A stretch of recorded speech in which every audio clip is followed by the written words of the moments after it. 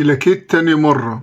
القبة الحديدية تفشل في اعتراض رشقة صاروخية أطلقتها المقاومة الفلسطينية باتجاه تل أبيب.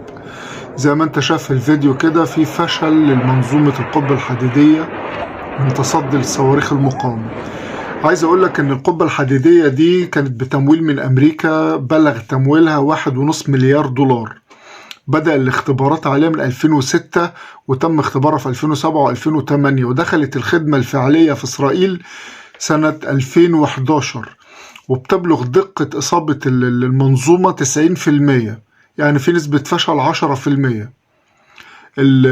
وزن الصاروخ 90 كيلو، بيبلغ طوله 3 أمتار، في حين انك انت لو تعرف ان سعر القذيفة الواحدة في المنظومة 40,000 دولار.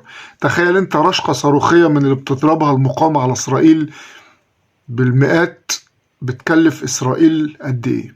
هو مش بتكلف اسرائيل، في الحقيقة بتكلف امريكا، لان امريكا هي اللي بتدفع لهم الفلوس دي كلها، يعني مش اسرائيل بتدفع حاجة من جيبها يعني.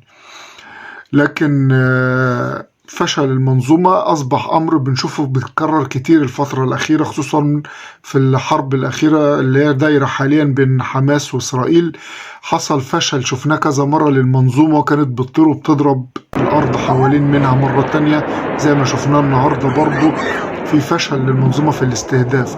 لكن ده مش معناه أن المنظومة غير فعالة. أي منظومة دفاعية في العالم بيبقى فيها نسبة فشل يعني، لكن النسبة بدأت تزيد عن اللي هم كانوا بيدعوه، ان المنظومة نسبة التصدي فيها اكتر من 99%، وكلام في مبالغة يعني. لكن في الحقيقة المنظومة فيها نسبة فشل، وبتزيد اكتر وبتظهر اكتر مع زيادة الرشقات الصاروخية بأعداد كبيرة، بيحصل فيها فشل بنسب كبيرة جدا، مبقاش نسبة النجاح 90%، بتزيد عن كده، بتقل عن كده كتير.